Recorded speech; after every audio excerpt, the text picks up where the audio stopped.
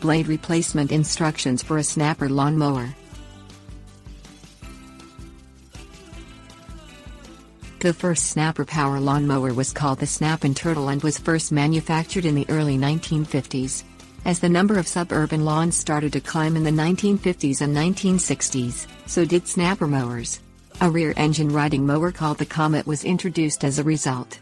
As of 2010, Snapper still manufactures gasoline engine-powered walk-behind mowers in their rear-engine riding mower. Replacing the cutting blade may become necessary when it becomes worn or bent. Things you will need: gasoline can optional, helper optional, heavy work gloves, wrench set, torque wrench.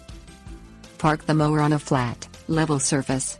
Remove the fuel tank if it is more than 3/4 full by lifting it straight up and out of its mounting bracket. Hold the tank with one hand and remove the gasoline filler cap from the top of the tank with the other.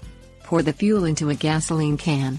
Replace the cap and push the fuel tank back into its mounting bracket until it is fully seated. Lift the front of the mower up so that it is standing straight up and resting on its rear engine guard. Use a helper if necessary. Locate the mower blade on the underside of the mower deck, which should be easily accessible with the mower standing on end. Put on a pair of heavy work gloves and hold the mower blade from turning while removing the retaining bolts. Turn the two blade retaining bolts in a counterclockwise direction with a wrench and place them aside. Remove the blade from the spindle assembly.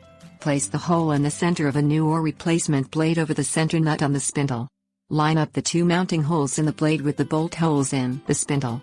Make sure the cutting surfaces are facing the forward edge of the blade if it was turning in a clockwise direction. Replace the mower blade retaining bolts and tighten them to 30 to 40 foot-pounds with a torque wrench. Carefully lower the front of the mower until the front wheels are on the ground. Use a helper if necessary. Remove the filler cap from the fuel tank and pour the gasoline back in. Replace the cap. Tips: warnings.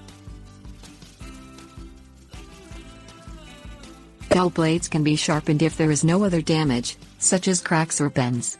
Hold the blade at a 22 to 28 degree angle against a stationary grinding wheel.